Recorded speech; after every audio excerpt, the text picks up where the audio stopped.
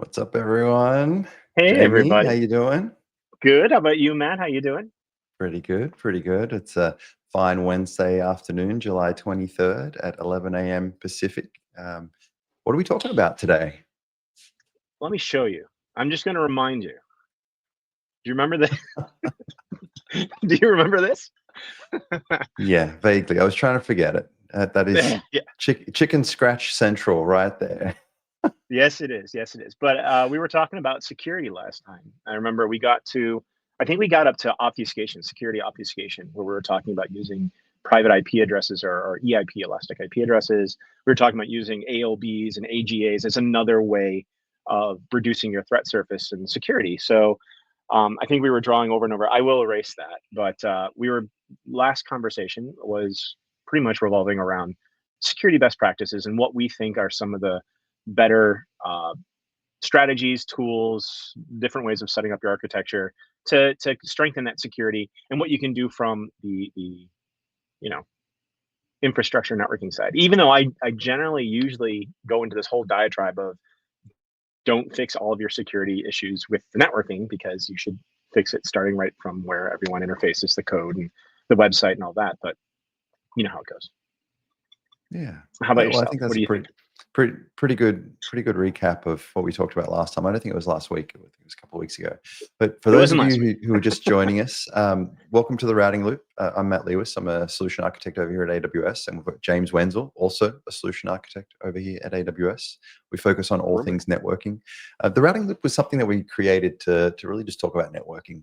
We don't feel like networking gets enough love. I think we were both network engineers or equivalents in past lives, and so we've always got a good place for networking in our heart. So yeah, this is that platform, and so we are going to talk about security best practices today. This is part two. Um, Mhm. I was As thinking promised. we could sketch some stuff out. I was also thinking we did talk about best practices, but a lot of things when you're a solution architect are a little hand wavy. And I always Yeah. tell folks who are thinking of becoming a solution architect, they say, "Hey, what's it like?" And I say, "Well, you get hand wave privileges because we don't manage operational deployments. We do proof of concepts. We help. Jamie and I are both in the networking services service team, so we build the next generation of services around networking for AWS. But in a lot of cases, we're not diving into deploying 1,000 applications in a particular region and figuring out what the operational deployment for that looks like, or the landing zones, or VPC sharing, or everything else. And so what you'll get from us is what I call hand wave privileges. And what that means is we'll say, hey, you can do it like this, and there you go, it'll just work. And you have to go and configure things. So I think the idea here was we want to talk about best practices, but I think what we tend to gravitate towards is the hand wave answer of you could do it like this. You could build a centralized egress security VPC. You could deploy a firewall in every VPC. Um, Trying to anchor us, Jamie, you and I, anchor us and this conversation back to the best practices piece. One of the things maybe we can do is we can pick on security, talking about security and network security here, but we can pick on the security best practices for AWS white paper and public content. And I think let's take maybe 20 minutes, not necessarily right now, but let's take 20 minutes of our hour that we have here today and go and nitpick at some of the security best practices out there and see how they relate to networking. Um, that's what I want to do today. Anyway, I think that'd be a cool thing for folks to get out of this one. I, I agree. I like that idea, and also just because of the fact too that it kind of drives the point home a little bit that not everything is the same, right? So if you were to go and secure down one portion of the network, but the other portion or another egress or exit point is not secured, is your network secured? Whereas if you do the same thing for, say, an application where there's only one way in and one way out, right? You go through the API or you go through the front. It's a different paradigm. So yeah, I think that is relevant to say, okay, if we're going to look at security best practices, look at some of these public documentation out there of how is recommended or we recommend securing down workloads. What's the difference between that and securing down a network? Yeah, no, I think we have our security folks here at AWS. They're industry leading folks, but we're a little bit disconnected from the dedicated security folks in our networking place, just because they're different layers, right? You build the physical infrastructure, which AWS manages, then you've got that shared security, it's a shared security responsibility model, but I call it the shared responsibility model, where basically you stack things on top of the infrastructure AWS has deployed, and Jamie and I operate in that networking silo. And then you layer security on top of that. And then security actually is layered. You have layers of security on top of the network layer itself. And so I think we sometimes are a little isolated, but also don't ask me about RAM or IAM or certificate or those things.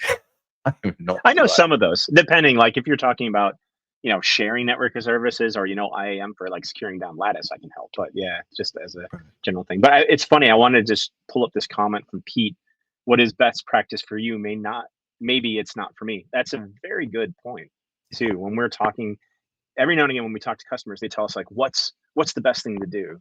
And what we usually ask is, what are you trying to do? What is your business case? That all factors in as well. We always have the phrase, it depends, right? It depends. And it's kind of a cop out, right? Someone says, hey, what should I do? And you say, it depends. But you're not giving a clear answer. I like to take that depends and dissect it into, well, what is the clear prescriptive things you could do? And it's up to the customer to choose how they deploy their deployment. But getting that detail and being able to make that decision, I think, is the key thing for customers. And hopefully maybe we can get a little closer to that stuff today. Nice. I'm just actually looking up some of your public documentation here, Matt. And one, it's pretty funny. I did a search for AWS security best practices, and it says, notice this white paper has been archived. And for the latest technical information on security and compliance, see this website. No longer needed. We're that secure. We've deprecated the security best practices white paper. What else? Do you want to share your screen? And maybe we can walk through it with everyone else watching. Or I can share my browser here. Either way, if you got it there. You know what? You do it. I'm going to be lazy. Do you have the link? Okay. I can find it. Send it to you. I'll send it to you on our AWS super secret way of communication.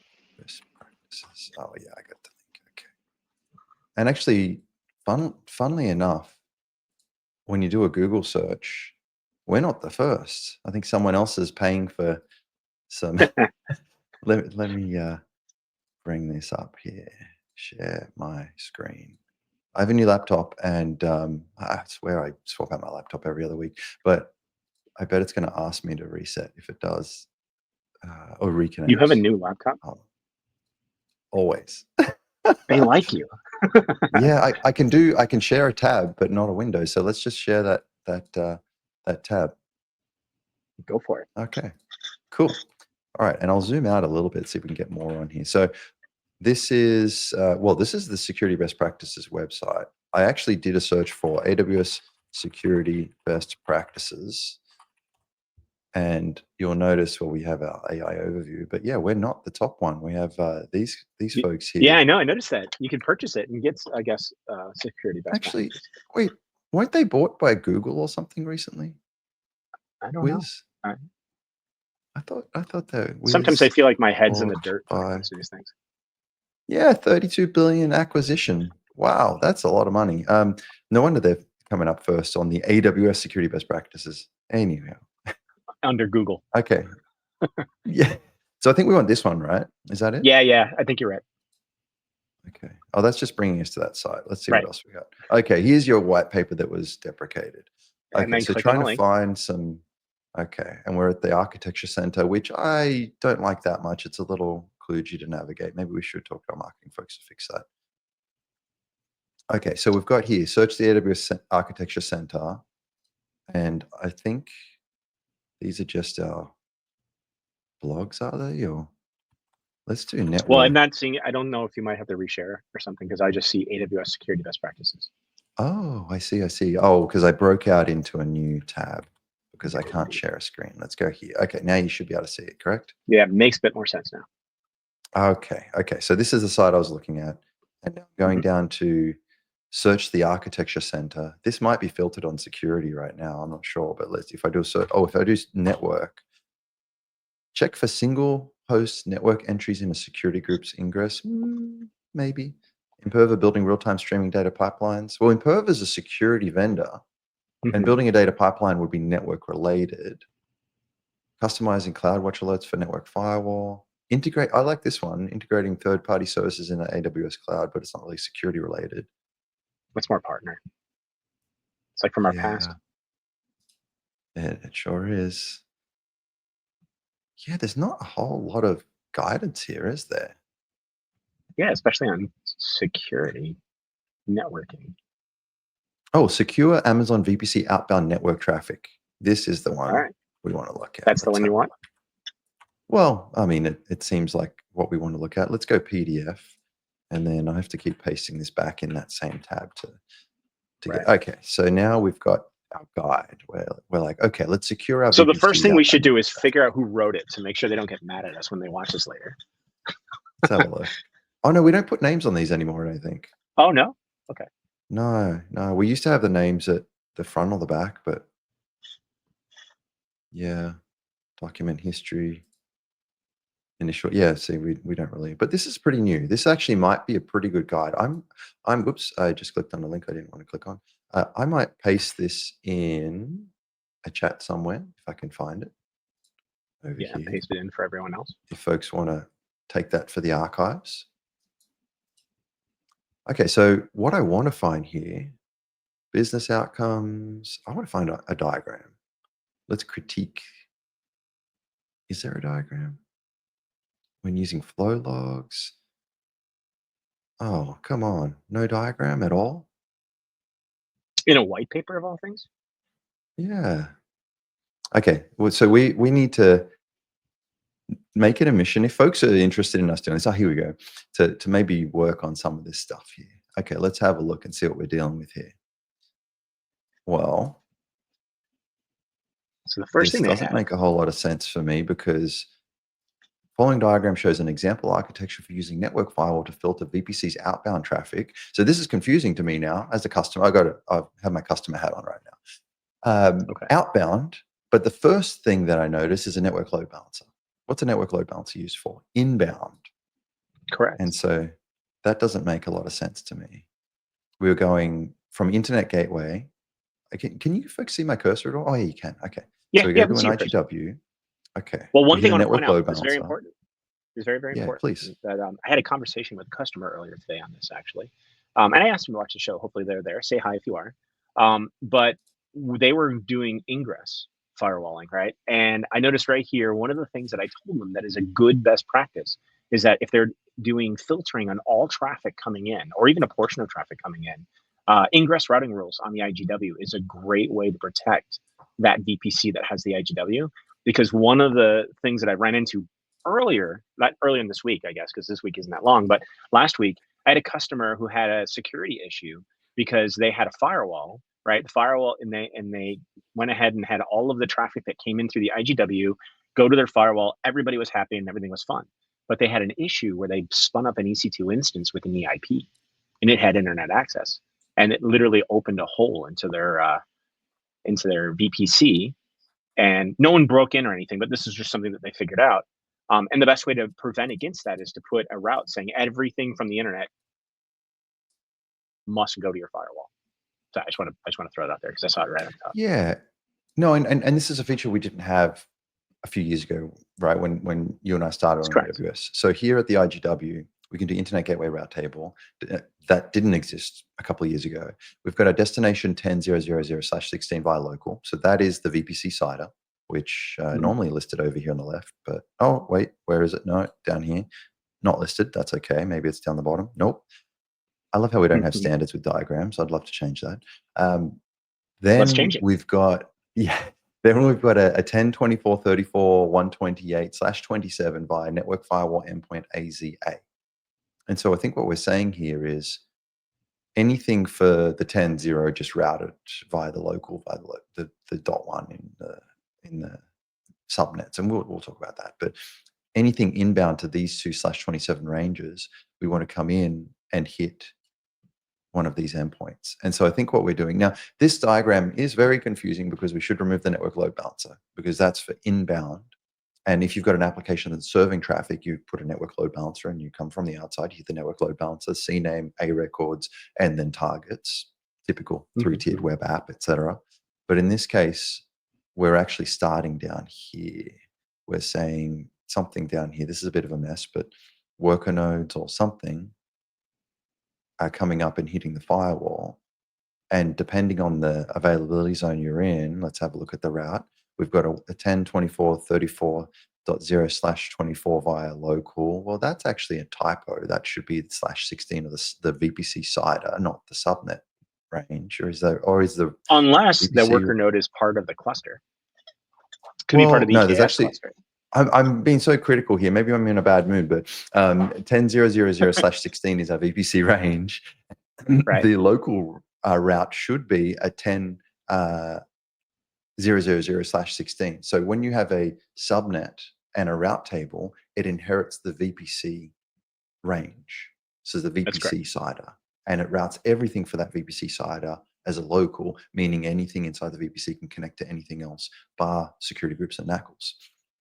But then we've got a default route via NAT gateway AZA. So let's say worker node goes up to, I guess it's a representation of Kubernetes, but hits hits the NAT gateway, then the NAT gateway routes to the firewall endpoint, then the firewall endpoint goes to the internet because we've got this default route, and then the route back is whichever one of these two routes it is going via that firewall endpoint. So we've successfully built a service chain with network functions, be it a NAT gateway and a firewall, and we're in line for the worker node. So yeah, I guess this would work, except for the mistakes in the VPC CIDRs, which I think that would just be how it's displayed, not actually the configuration. The other thing too I was thinking about is if you go back up to the top, when for the ingress rules, I would like to see representation of saying, okay, everything coming from start at star or whatever, anything coming from the internet, send to the interfaces of the ANF.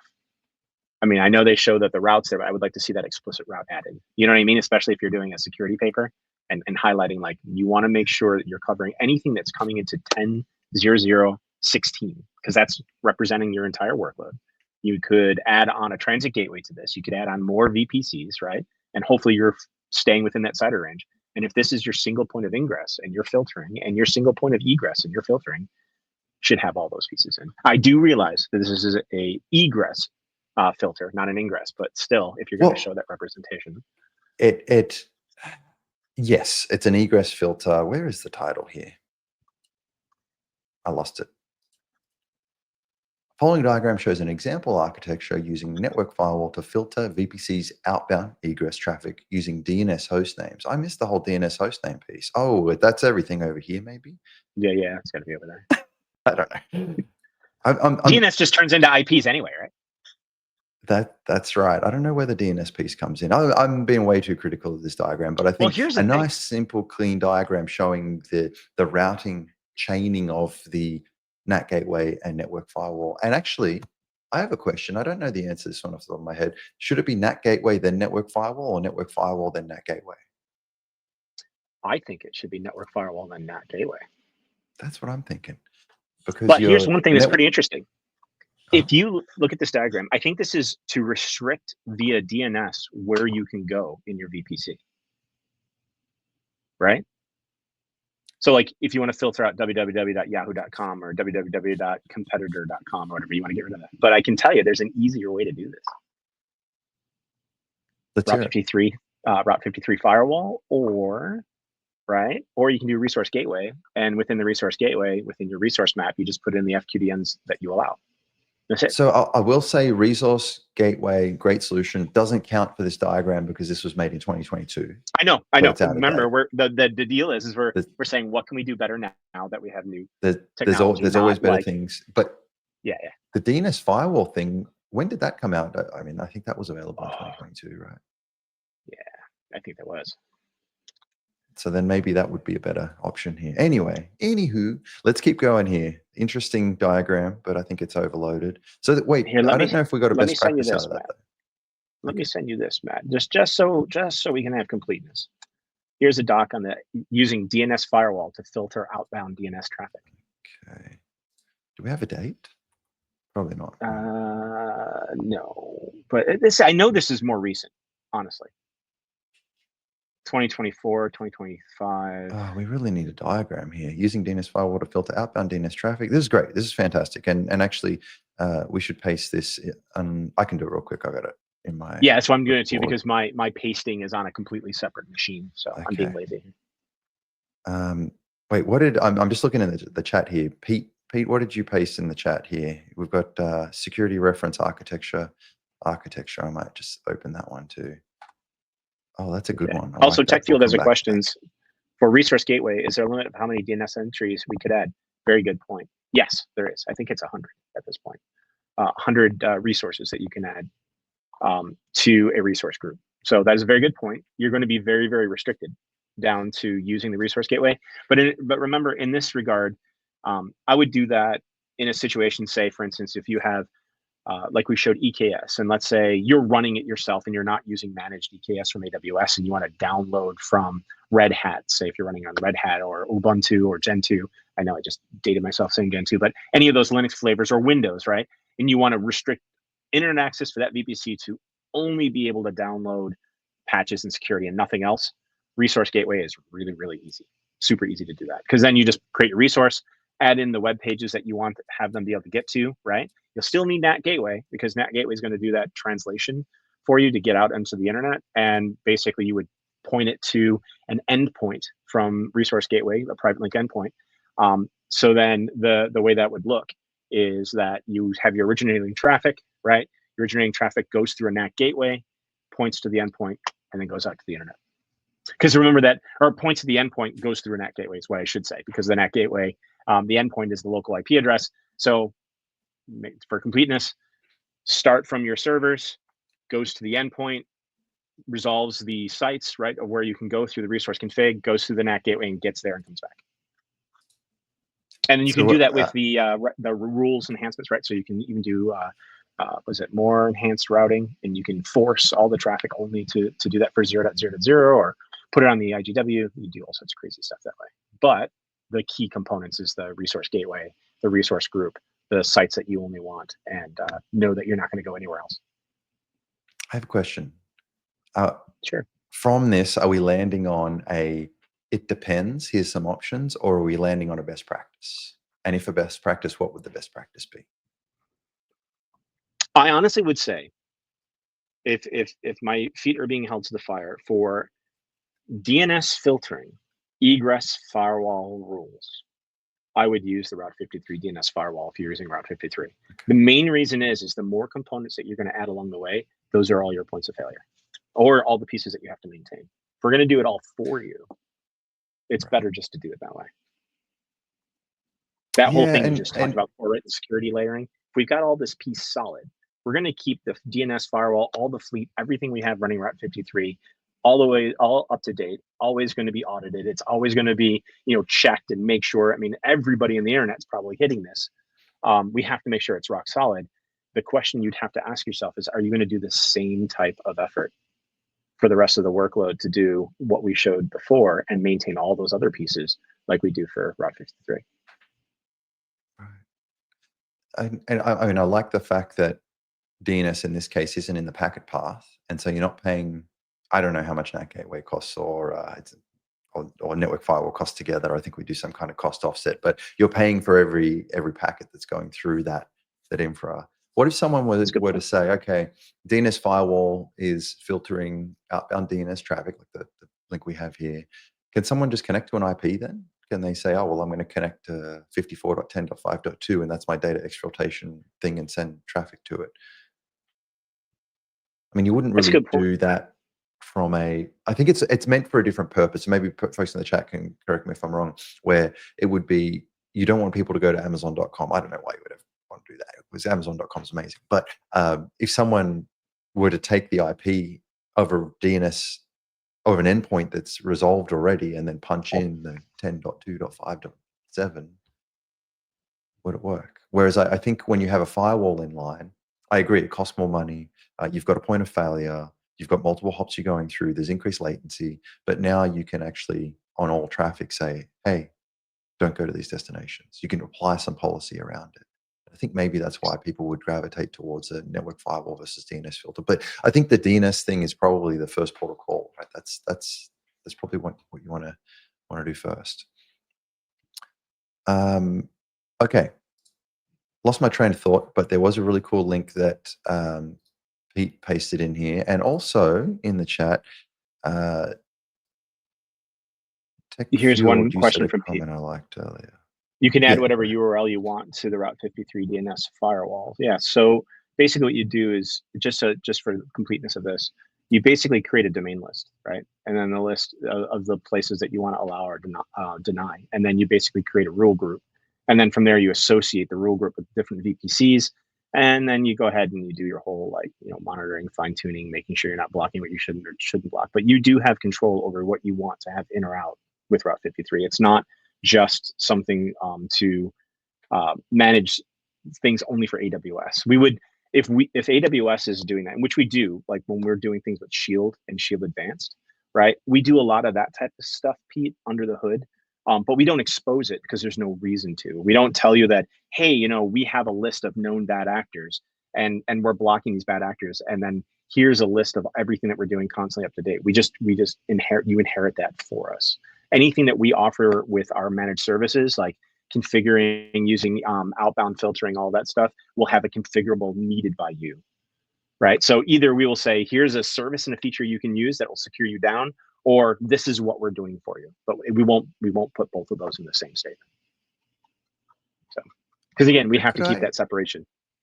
Right? Could I jump on an EC2 instance and just change the DNS resolver and just say, hey, I want to use Yeah, you something can. else? But if you're using, I've done this before in the past and it drove me crazy. So if you go into like a Linux box and change the resolve.conf, it'll eventually change itself back. But you're absolutely correct. Like in a one-time instance, if you want to go and set up a rogue DNS and use 8.8.8.8, which I think is the Google DNS, to resolve outside of your organization, yeah, you could do that if 8.8.8.8 is allowed to be filtered out. I think 8.8.8.8 or quad 8, I guess we could say. Quad 8, yeah. They respond to pings, which I always thought was interesting. I wonder how much ICMP packets those folks get hit by every single day. Well, think about it. People used to use that all the time. I used to use it for Keep Alive. Like, am I on the internet paying 8, quad 8, as you say? And if it comes back, yeah, I am. Or Yahoo used to be the other one. Yeah. I'm trying to remember the Telstra resolvers that we used to manage. I think it was 130, 139 dot something. But yeah, that was the Australian equivalent. Anyway, let's move on to, if I can find the right, I have 1,000 different tabs open now. Oh, here it is. This is the link that Pete pasted in here. The AWS Security Reference Architecture, not just an AWS Security Reference Architecture, It's the AWS Security Reference Architecture. Let's make this a little bigger here. We'll zoom out. So what do we got here? We've got an organization. We've got an AWS artifact. I don't know enough. So this looks like organization. Probably So the OU, security, infrastructure, all that stuff. So what they're doing is they're basically making organizational units for each piece, right? So security has its organizational units. Let's can I zoom out? Funny, when I press plus, it makes the diagram bigger. Yeah, it's all fractal. Love that. Here we go. Okay, I think that's too small for you folks, but let's just have a 30,000 foot view. Yeah, so this is all around organizations. Notice there's a VPC, and we've got a load balancer, and we've got Aurora. So that's our organizational units for workloads. Yeah. Okay. So what they're basically doing is they're using organization. They're setting up security rules, right? OUs for organizational units. Probably using SCPs, right? Security control process.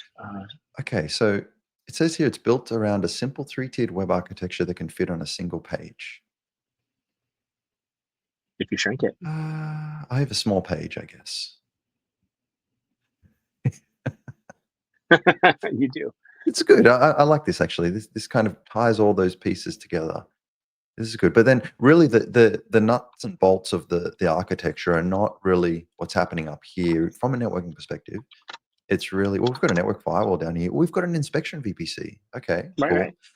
But I'm seeing this down here. This VPC is really where we've got the load balancer and we've got our EC2 instances, which are targets. And they're running in one subnet, which is, so it's a single AZ deployment. That's fine. And we probably did that for simplicity. And then we've got a database. So here's our 2 tiers. And I suppose maybe the EC2 instances could be offering the first and second tier. But then what's interesting is we're not showing what the networking path. See, this is where networking and security folks need to work together. As a networking person, I always think of flows and how a packet Right. traverses through the deployment. Whereas here, they're thinking of function. They're thinking of, we need the function of an inbound VPC. And it might include some NAT. Okay. An outbound VPC with some NAT and some proxy servers. Like, these are the functions themselves. But if we were to build this as a flow, or to show the flow, it would be a far different diagram. It would actually have these folks connected through to this. Well, this would be a single VPC with an IGW, and then you would potentially do an outbound path through a transit gateway, maybe up into a centralized inspection VPC or something like that. So kind of what we were drawing last week in that chicken scratch. Right. Interesting though. Yeah, and they're looking at the security through the lens of organizations, obviously. And the thing that I find interesting is they didn't show, or maybe they did in somewhere else in the document, what the security controls are for each of the organizational units, what they can and cannot do. Right. But that's generally more on an access type. Like, you would set up an IAM policy, right? And then within that policy, you define a bunch of resources, and then define a bunch of resources or roles, that can access those resources. So that's a lot of nesting of security groups and security profiles. So yeah. I just clicked on Wuvo, for Wuvo. Oh, we got a question. Yeah, I just asked the diagramming. Usually folks will use either OmniGraffle, as I put in the chat. I have seen people use PowerPoint as well, and Lucidchart, but typically for documents, I've seen a lot of OmniGraffle for that. They were just speaking my language now, Jamie. You know that I am. Yeah. I mean, same here. I mean, you and I have. They might as well pay me. They don't, but I tell everyone to use OmniGraffle. Yeah, if OmniGraffle is listening, or the Graffle, whatever the company, the Omni Group, I think they call. If they're listening, please make a PC version of OmniGraffle, because every time I use OmniGraffle within our little community of Mac users, everything's hunky dory. But when I share one of these files to a PC user, they go, "What in the world is this?" Can you make this a PDF? I just go back to PowerPoint at that point, and then give up. Or actually Draw.io, or what's the other one? Not Inkscape. Lucidchart. Lucidchart's good. Okay, let's go back here. So I clicked on. I'm here in prescriptive guidance. I love that, by the way. I love that we give customers prescriptive guidance. Let's see if we actually do. Then we click on this one. It actually opens up a new tab. So let's just paste it back in my tab I'm sharing. So, okay. Oh, we have some names here. That's good. Ooh, okay. Document history. We'll maybe check that out. So what are we doing here? It's common to interact with third-party providers and integrate third-party services for specific functionalities. I'm a little confused, but I have a question. While you're figuring that out, Tech first has a question. For VPC flow logs and other logs for hundreds of member accounts, do you recommend sending it all to one account and region? If yes, will there be any transfer charges? So one of the things that I recommend, unless of course you want to start off, Matt, you have a recommendation? No, please. Yeah, flow logs is not my area of expertise. I like them, but I don't use them. And I'll tell you why. Stick them first. Yeah, stick them all into a local S3 buckets, right? And then what you want to do ultimately is you want to get your S3 buckets. Now, this really depends on how your InfoSec team is, right? But I can give you examples when I'm working with customers, like for FinServ or for governments. And generally what they do, for quicker, easier, safer way of consuming, you can do, for a lot of our services, going through CloudWatch, you can attach a fire hose to a stream and send it to an S3 bucket. And then those S3 buckets, you want to consolidate it somewhere, right, to a place. And the reason why you want to consolidate that S3 bucket is if you have a SIM, which most of us generally, are using some sort of security tool for management. If you have all the logs in one place, right, you can time on timestamps and different keys and kind of figure out what's going on, not just with only the network, but let's say if you have a problem getting access to, say, I don't know, a web server, just make it very, very easy, like an Nginx web server behind an ALB, right? The ALB access logs are sent to the S3 bucket. You want to send the applications logs, you can do that as well from the app, send it to the S3 bucket. Like anything with logging, send it to a single spot and look at it like a logging data lake. Now, the reason why I bring up InfoSec is if you want to go that extra step or that extra mile, I know that there's a requirement, especially for some government, healthcare, and FinServ places, to have a set of logs that are just not touchable.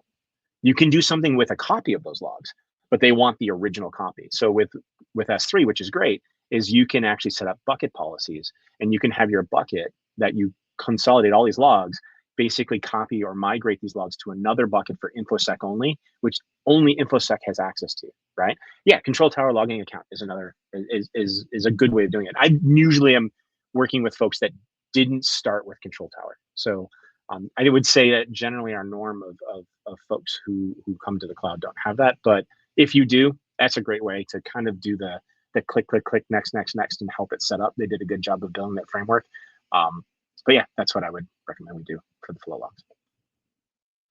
I was just trying to find a recommendation here on logging, and lo and behold, there is a this one here: security, identity, and compliance logging and monitoring guide for application owners.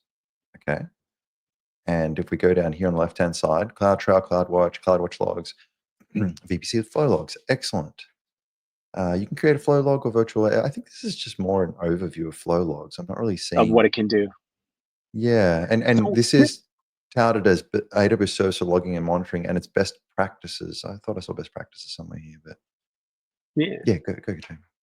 So one thing too, I just want to kind of warn: flow logs can get expensive, right? Because they're logging constantly, and they're also not Yeah. just in time.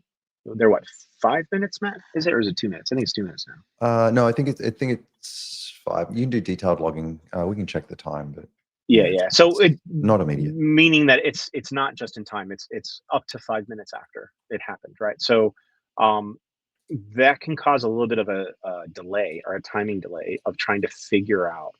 Yeah, and you're absolutely right, Pete. Pete brings up a good point. Data lifecycle policies, where you do the infrequent access and Glacier and stuff on, depending on when the logs are accessed, will help out immensely with data storage. But just keep in mind too that if you are operating a site like some of our friends at Netflix, right, and they turned on flow logs, like that just fills up fast because there's tons of people. So you have to kind of have a good handling on what your traffic and the amount of traffic that you have, and what your cost and budgets. But yeah, I digress. I would like But yeah, flow NetFlow logs can get expensive. or You don't JFlow. want to. I mean, what some people will do, because they're not just in time, is they'll actually have an event that will kick off, and they turn on flow logs based on a CloudWatch alarm. So they'll notice something going on, right? Or you'll notice that there's a weird pattern that happens specifically at a certain time during the day. So you can turn it on, turn it off, and then analyze your logs at any time that you want to. And again, if you have your logging, not just your flow logs, but everything going to the same bucket, you can go ahead and key in on that one timestamp and figure out what's going on a lot easier. The hardest part of troubleshooting, the hardest part of figuring out what's going on, is just getting your hands on all the data, like making sure it's all in the same spot. Like, imagine, my analogy for this would be, if you're working on a car, like back in the day, I didn't have enough money. When I was a young kid, I would fix up my own cars. And I remember I was under my wife's Subaru, and I'm changing out. We would remove the engine, and we're working on the transmission. And every time I reach my hand out, I want to grab a tool, right? And I want to grab the right tool, and I don't want to have to squeeze out and squeeze back in, because that takes a lot of time. And so if I'm crawling out from the car, looking through my toolbox for the right tool and coming back, versus just having them laid out. I used to do that. I used to just lay out all the tools I want all around the car, so I can just grab it at any time. Then I can react quickly. And if you're in a situation where you're being attacked, or if your website is down, that pressure is high, right? So you want all your tools just laying all around the outside of it. Anyway. Oh, I hear you. And then you're driving down the road and you hear this clunk, and it was the the spanner that you left in on the engine bay that fell down. That's not good. That's not there good. goes $30 or however much you paid, depending on what brand it is. David's got a question for you. David R7777. Any advice for managing network fire manager rules at scale? Oof. The syntax using CFN is not Do you know the great answer to this one? I got to be honest with you. No, network fire manager is not really the thing that I've used much. And it's not that it's not a great product. It's just that I tend to play in the app networking world, which is a little bit more. I find that AWS Network Firewall or AWS Firewall Manager tends to deal with the periphery a lot, and a lot of times I have to deal through everything straight through. So I'd love to give you some recommendations on making that easier. Honestly, I would say, CFN is the way that I would do it. Usually, either that way, or I would do something with, uh, any type of, again, CloudWatch alerting and Lambdas if you have known patterns to manage those things for you. But yeah, infrastructure code right now, CFN is probably the best way to do it, or Terraform, or whatever is your best. This leads me to a question I got from a customer yesterday, actually. It was, hey, I want to deploy 1,000 applications, and we're going to deploy in one or a group of shared VPCs. And we would like to do subnet-based segmentation and use security groups to limit access so we can control what applications can and can't talk to. What's the best way to manage security groups? And in the back of my mind, and I don't know enough about Network Firewall Manager, I'm learning here that you can do managed lists and some other things. But what about security group management? Is Network Firewall Manager the best place for that? I don't know. I don't know the answer to that. Maybe someone in the chat can answer it for us.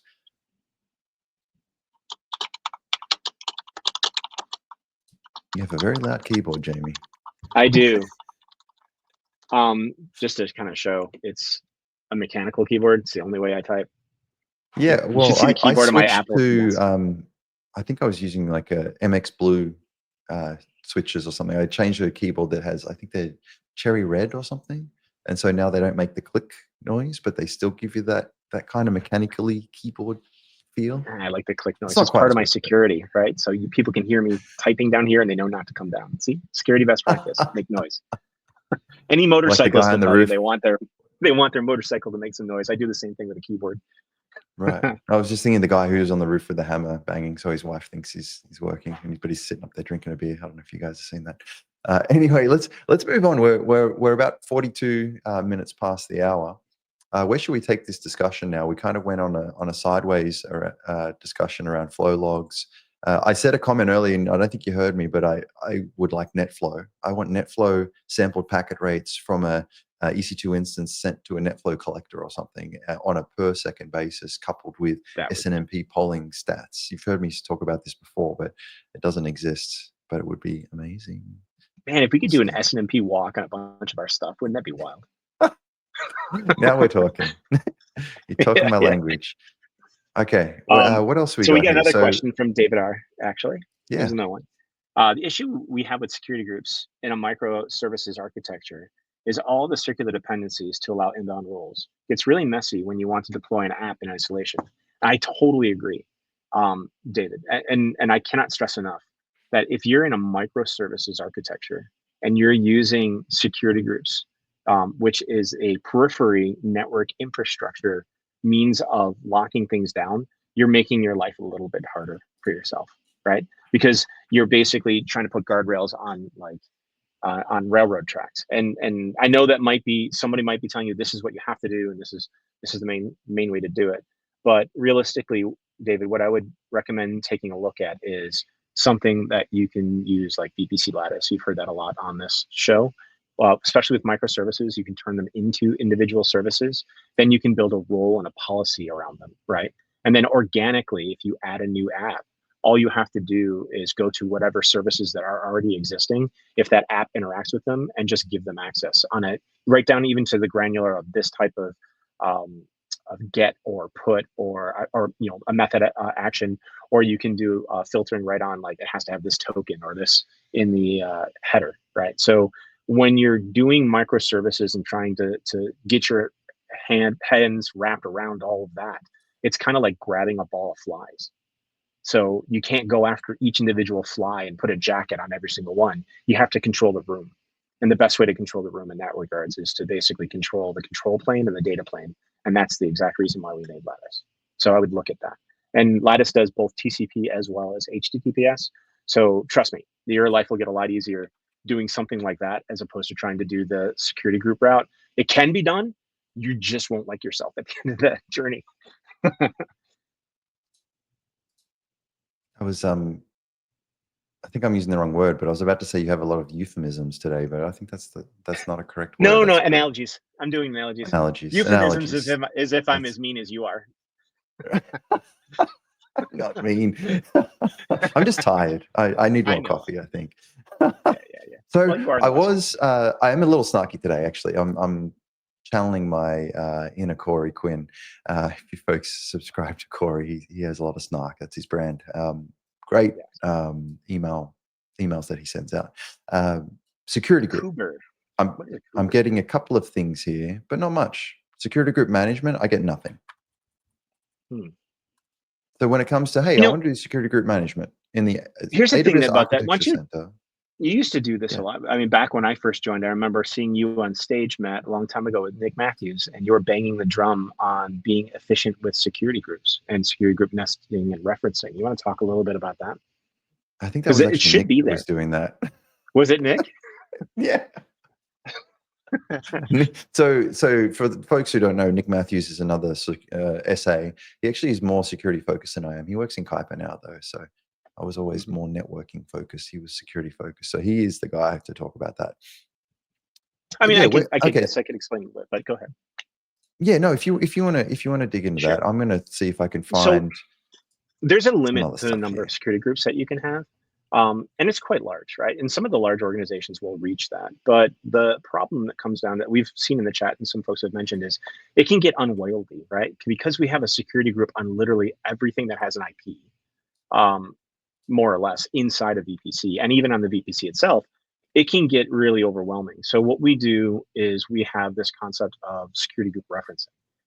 And when we added security groups even to the network load balancer, which I think was like a year and a half ago, 2 years ago, it heavily relies on the concept of referencing as well. So yeah, over 1,000. Absolutely, Pete, you're absolutely correct. When you start, doubling down on security groups, and those are not the be all end all. If you want the advanced functions, you definitely should be looking at firewalls. But in general, the way I would look at it is if you want to have a very secure um, workload and you have the concept of lots and lots of security groups, I would try to boil them down to more macro type rules of what you want to allow in. Remember, they're stateful. What you want to allow in, of course, it'll be able to go back out and talk. And then when you want to get a bit more restrictive beyond that macro policy of those security groups, even referencing those groups of other ones, so you can stack, say, a bunch of rules, name it a group, and then put that one group as a single rule of another security group in line. You want to create a hierarchy, almost like if you're a programmer, like a library of objects, right? And name those security groups appropriately. And then when you set up your security group referencing, your life will be a lot easier. Once you get to the point where you need to get more granular on your security, that's when you're looking at things like, okay, if I'm microservices, like what David was looking at, right? Now we're going to look at the appropriate things to tie that down. Microservice tie downs, as I mentioned, VPC Lattice is a great one. API Gateway is another one. It has WAF built in. ALB is another great one. It has WAF built in as well. And they can also point to Lambdas and point to Kubernetes and containers. So you want to, the next layer piece, the outside of the infrastructural macro piece, would be more on the services that are connecting and operating the control and data plane of your microservices, right? Even if you're just doing, Kubernetes, let's say you manage Kubernetes or you're just doing EC2 instances. Now you're starting to look at, okay, I've got a bunch of flows coming in. I need to start looking at those flows not as an individual network path, but as a whole. You start looking at firewalls, ANF, Palo Alto, gateway load balancer, and then you're going to be redirecting your traffic, as Matt and I were saying about, your ingress rules and your even more specific routing, all of that. I know that was a little bit long-winded, but I just want to No, make sure that I pick the right tool think for the that right.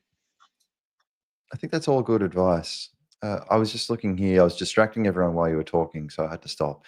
But I was just looking at the where is the title? Simplifying Amazon VPC Security Groups Management with VPC Associations and Security Group Sharing. I think this is great in concept, but then I had to start digging into what this actually means and what I'm actually doing, and I got a little lost too. It's a repeating theme today. I seem to be getting lost pretty easily, but Hmm. man, this is a read and a half. It's time to roll up your sleeves and let's pound on some folks. I've got a question from Tech first. One more question on Yeah, security let's groups. have it. Does connection tracking part of the security group or the EC2 instance?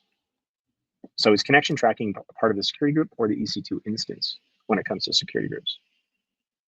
Well, I don't know a lot about contract, but it's basically built into or a limitation as part of the Nitro system. And so when we think about connections, and we think about IPs associated with an EC2 instance, when we think about security groups, when we think about NACLs, all of those things are consuming memory on the actual physical network adapter itself. And think of it like a smart NIC. It's a network card that has some CPU, 16 cores, maybe depending on versions, multiple threads, memory. It's got a pipeline of traffic that follows different processes and hardware components on the actual network adapter itself. But the memory is consumed by these things. And so I think contract is one of those things that's actually consumed by that. And actually, I think we can maybe bring up, let's see if we can find it here, AWS ETH tool, where you can, you've clicked on that link before, you can monitor the utilization on an EC2 instance. So things like, where are the actual stats here? So bandwidth in allowance exceeded, or contract allowance exceeded. So the number of packets dropped because connection tracking exceeded the maximum for the instance, and the new connections could not be established. So if you have a lot of connections coming to an EC2 instance, that would be how you actually report on that. So you can, on the console of the instance, run ETH tool, get those stats. We have customers that will run a Prometheus agent, for example, and then monitor through ETH tool. Then Prometheus agent pushes that data to Grafana or something. Now you've got a network operations dashboard, which I love, where you could actually see these statistics or utilization metrics for a particular EC2 instance. So that would be how you would look at that. But yes, they're all related. And what year was this? Does this say? Good question. This is our public. Because here's the thing: is contracting is also tracked for EC2 instances in CloudWatch, and that was released, I think, a year and a half ago. And the whole reason why I know that is that we had, when I was working with a couple of our customers, they had an issue where they wanted to be able to register and deregister targets to a network load balancer based on the number of connections on their targets. So we wrote a blog about it, and it has a Lambda and it's a solution. So what we do is, because of the fact that if you deregister a instance from an NLB and you have existing connections, those connections won't terminate. They'll continue, right? So you can deregister and re-register all day long. And you can play that game of like, okay, I have this many connections on my EC2 instance, dereg, right? Let them kind of go down, re-reg, and then get more. So that's how I know. I think the blog you're talking about is this here, and actually it's the same metric. It's we can push that metric through CloudWatch, or you can hit that metric using ETH tool, depending on what you want to do. CloudWatch is obviously going to be, there'll be a cost associated with it, and it'll be a little slower. And ETH tool, to be fair, doing things as close as possible to the application is going to save you a bit, right? You have a quicker response time. Yeah. I can do another analogy. Right. No, let's hear it. No, I'm just kidding. What? Come on, I'm all about the analogies. Make it compelling. It's like the here you go. Here's an analogy. The analogy would be is like, okay, you have to go across the street to get a tool, or you just have to reach in the passenger seat. How's that? Just working on the. That's true. Well, I mean, there's because you're in the car, right? In the app. It's the tools in the app. You just work on it. I'll expand on that analogy. You're sitting in the car trying to take the radio out or something. That sounds odd. I don't even have radios in cars anymore, but whatever. You're trying to take the radio out, and you have a I don't know what you guys call a spanner over here, a wrench or something. Spanner. A spanner. You have a spanner, and it's just a little bit too big, but it's kind of working and it's kind of slipping. You got to be careful because it might thread the bolt you're trying to undo. Or you can get out of the car and go walk across to the workshop and get the right tool and come back and do it properly. I feel like does that work here? Or you can use a dime in your pocket and put it in the wedge and then shoot. Or if you walk around with a multi-tool. I love multi-tools. I normally carry things around. So this is what the metric looks like. But funnily enough, actually, that metric is here. They're using ETH tool as the example to show what the contract allowance exceeded looks like. And then in CloudWatch, it would look something like this. I love graphs like this. I would love to have a per second graph for things like this, but they're a little bit slower. Yeah. Every 5 minutes or something, I think. We've only got 6 minutes left, Jamie, and I feel like we haven't got into any best practices here. We've done some hand waving again. This is a good blog. Well, we did say the best practice for DNS. So if you're doing DNS filtering, like FQDN filtering, DNS firewall, so that one's good. Another best practice that we mentioned was if you're doing any type of microservices security, don't rely on peripheral Don't only rely on your peripheral like security groups and firewalls to lock that down. Look at a service like VPC Lattice or even ALB or API Gateway. So take advantage of those things. And I guess the one good takeaway too, with 5 minutes left, is don't go at it alone, right? If you have a question or if you have something you want to bring up, how do I best lock this down or lock that down? We have a whole group of security folks as well as networking folks that can help you out with this. So ask your account team, ask your SA. You know, what do you guys think about this? I've seen that before, and I've been involved in a couple of calls where a customer comes and says, "Look, what do you think of this?" Yeah, exactly, Pete. The only dumb question is an unasked one. And, you know, what do you think of this? We just built this. This is great. This is completely locked down. And I'm like, well, yeah, but if you SSH to this one host, I can build a reverse tunnel, and then, you know, I gain access. And the call was like very quiet, and they're like, "How come we didn't lock that down?" Huh. It's like, well, you just ask your Well, SAs, you know. so I've just pulled up the VPC Lattice Modernize and Simplify Your Enterprise Network Architectures by Alex and Ankit. I think this is a pretty good blog to get Yeah, started it's a on good one. VPC Lattice. But to critique, I've got a lot of nits here today. It takes me down to about a third of the way before we see a diagram. I love diagrams, and I wish they would be the first thing you see. Here's what it looks like visually. This is actually a cool diagram. I like this. Kind of shows that VPC Lattice is I guess, the network for all of the things that you want to talk to each other, It right? would be. Yeah, there's no I mean, peering there. There's no you don't transit need gateway. Transit Gateway. Would you use Transit Gateway alongside Lattice or just use Lattice? Absolutely. Probably both. 100%. You know, especially if you want on-prem hybrid architectures going to other clouds, Transit Gateway is almost a must because it centralizes a lot of that external communication to your workloads. So 100%. It's not a versus. It's a when does it get applied? It's an How or. is the No, traffic it's an enforced and, to not only an go or. through? And not an or. How is traffic enforced to only go through Lattice? Well, that is a Lattice session, and we have 3 minutes left. What I'll try to do be very, very, very fast. When you connect something to VPC Lattice and you enable a VPC as a consumer of Lattice, whenever a Lattice service is recognized through an FQDN or an IP address through a resource gateway, it'll immediately go through what we call an unnumbered ENI, which is actually a 169 ENI. And it sends all of the traffic just like we do for, let's say, a gateway endpoint for S3. It'll capture that traffic, send it there. Once it goes there, it gets onto the control plane and data plane of Lattice. So that's how that's done. I love how you say, we don't have any time, but I'm going to answer anyway. I'm going to answer as fast as I can anyway. Hey, there's a good point by Pete, actually. Thanks for the questions, everyone. Pete, you had some good stuff today as well. So the routingloop.net, this is where we post all of our past sessions and what the upcoming episodes will be. So upcoming, this is us here, 30th of July, rapid security deployment, hands-on look at AWS WAF's new interface. Cool. All right, that sounds pretty good. So we've got a whole bunch of networking stuff, right? Security stuff right now. Past episodes, I think we lost a bunch here, right? But there's still a lot here. Yeah, we did, sadly. There was a purge. Be able to go way back. Actually, this would be a good one. App networking, intro to Amazon VPC Lattice. So you can watch our previous session here. Actually, I was hosting that one. I totally forgot about that. And Tom was talking about VPC Lattice. So that's a pretty cool session. Maybe check that one out. I'll post this link in the chat as well. Just so you don't have to I put it in there as well. Oh, you did already? Okay. Yeah. And also, B. Carson Rose has a question. Trying to learn AWS for data science, building analytics workflows, or training ML models. What are some of the network security best practices I should keep data safe in services like S3 or SageMaker? Very, very quickly on S3, bucket policies. Very, very important. Right. I can't. I love how you did that in 3 seconds. I was going to say you have 5 seconds. Go. Yeah. So bucket policies. We should do a session on that. Actually, that's a great topic. Well, we're out of time, everyone. Thanks so much for joining. We love the engagement.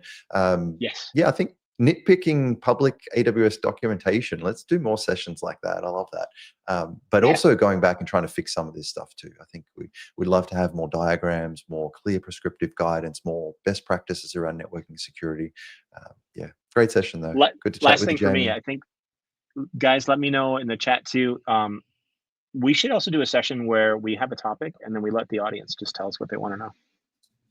Yeah, for sure. What do you guys think of that? You give us architectures, Sounds or good you to give me. us your questions, and we'll do our best to answer them. Anyway, Yeah, that's bring our time. bring your architecture to the routing loop day. That sounds Yeah, amazing. Let's do that. we should do that. All right, we'll see you All right. all next time. Thanks, everyone. See you all next week. Thanks, guys.